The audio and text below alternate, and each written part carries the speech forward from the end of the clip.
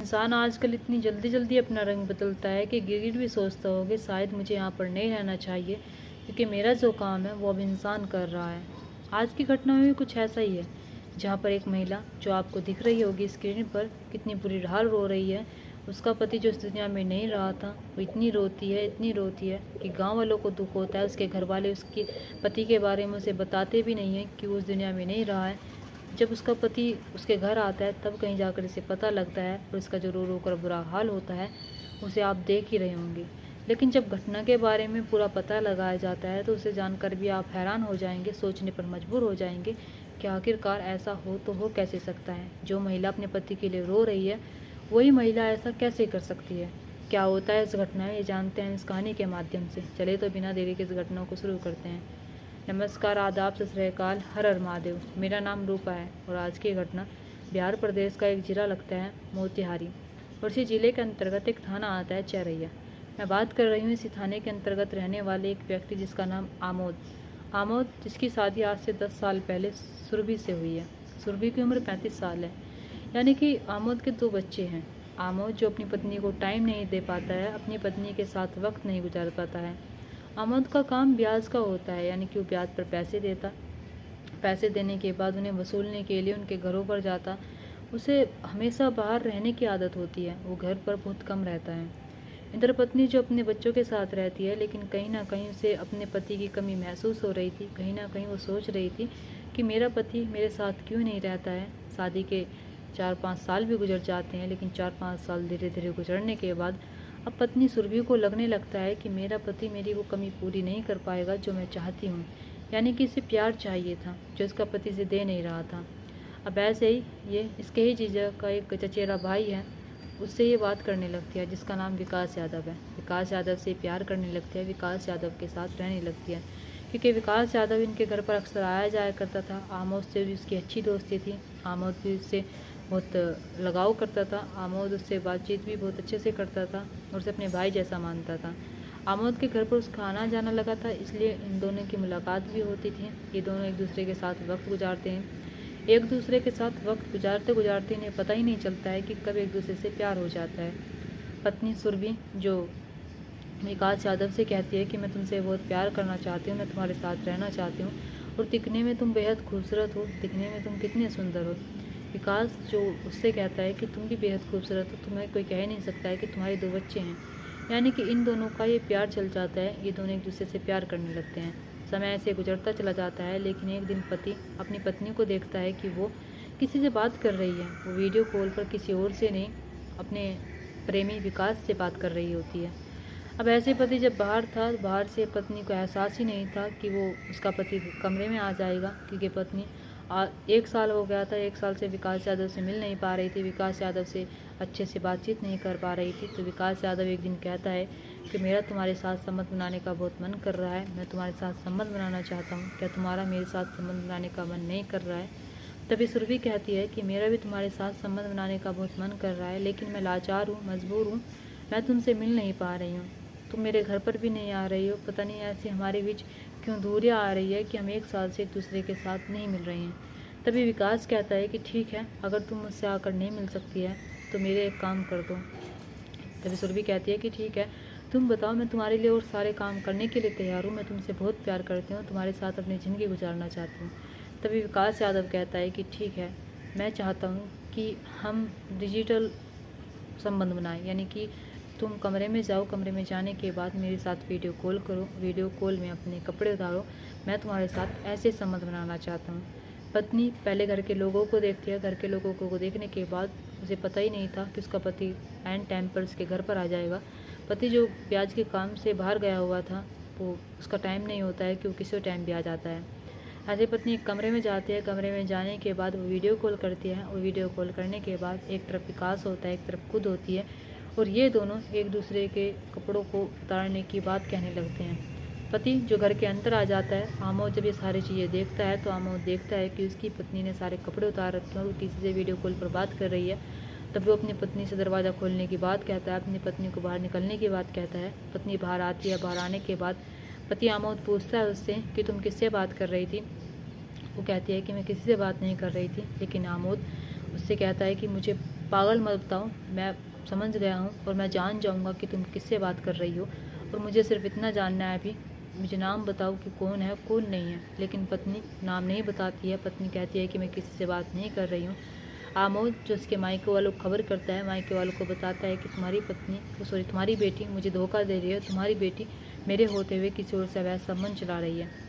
जो सुरभि के मायके वाले हैं वे आते हैं, आने के बाद वे आमोद से कहते हैं कि तुम हमारी बेटी पर झूठा इल्ज़ाम लगा रही हो, हमारी बेटी ऐसा नहीं कर सकती है और हमारी बेटी ने कुछ गलत नहीं किया है, तुम उस पर इतना घटिया इल्ज़ाम क्यों लगा रही हो।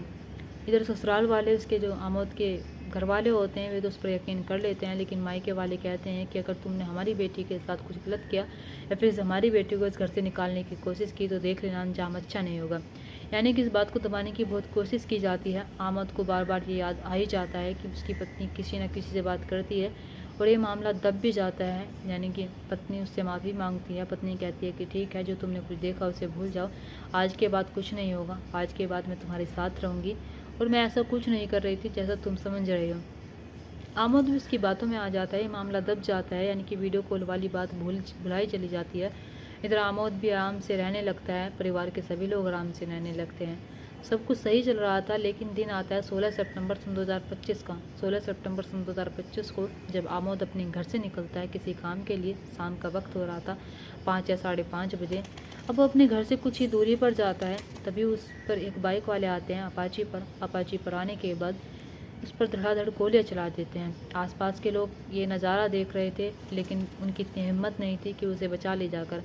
आमोद जो मौके पर ही दम तोड़ देता है, लेकिन आसपास के लोग पहचान लेते हैं कि ये आमोद है, तो उसके परिवार वालों को खबर की जाती है।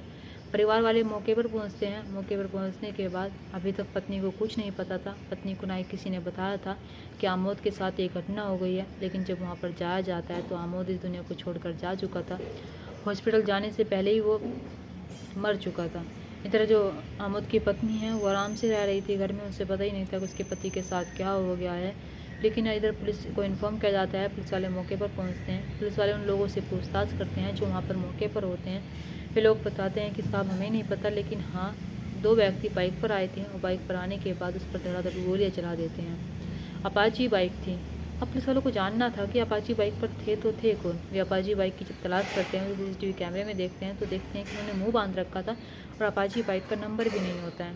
जब पुलिस वाले सारी चीज़ें देखते हैं तो वे सोचने लगते हैं कि ये आमोद जो इतने सारे काम करता था, जिसका ब्याज का काम था, ये पैसे भी देता था, तो शायद किसी ने पैसों के लालच में आकर किसी को वैसे देने नहीं होंगे, तभी उसने आमोद की हत्या कर दी, आमोद को दुनिया से हटा दिया।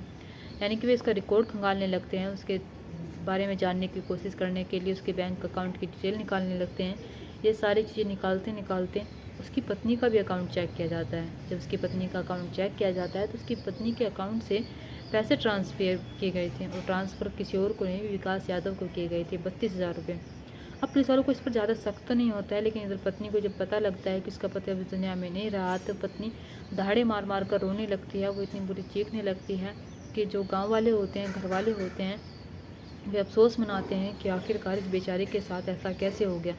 पत्नी जिसे दौरे पड़ रहे थे, पत्नी पुलिस वाले जो सोच रहे थे कि हम इससे अगर पूछताछ करें तो कैसे करें, हम कैसे पूछें कि इसने ये पैसे ट्रांसफ़र क्यों किए थे। और जब इसकी कॉल डिटेल निकाली जाती है तो विकास यादव का नंबर सबसे ऊपर आता है और विकास यादव से इसका क्या लेन देन है।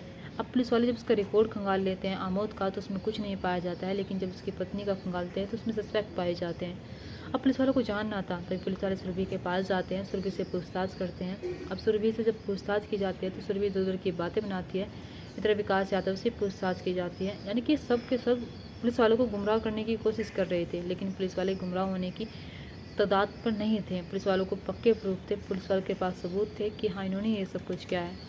अब सुरभि से जब सख्ती से पूछताछ की जाती है, विकास यादव से सख्ती से पूछताछ की जाती है, तो टूट जाते हैं। टूट जाने के बाद फिर एक ऐसी कहानी सुनाते हैं जिस कहानी को सुनकर वाकई में पुलिस वाले हैरान हो जाते हैं, सोचने पर मजबूर हो जाते हैं कि आखिरकार एक पत्नी ऐसा कर कैसे सकती है। मौत की पत्नी सुरभि बताती है कि साहब मैं विकास यादव से बहुत प्यार करती हूँ। विकास यादव के साथ मेरे 4 साल से अवैध संबंध चल रहे हैं।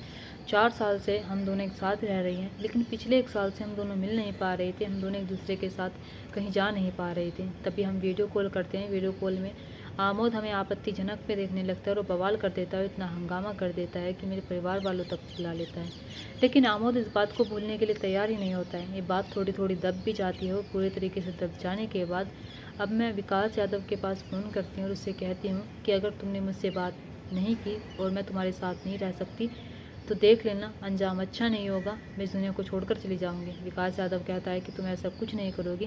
विकास यादव कहता है कि मैं तुम्हारे साथ रहना चाहता हूँ, तुमसे प्यार करता हूँ। तभी सुरभि कहती है कि अगर तुम मुझसे प्यार करते हो तो आमोद तुम्हें नहीं छोड़ेगा। आमोद कह रहा था कि मैं उसका पता ज़रूर लगा लूँगा और जब पता लगाऊंगा तो उसे मार दूंगा। या तो तुम आमोद को मार दो या फिर आमोद तुम्हें मार देगा।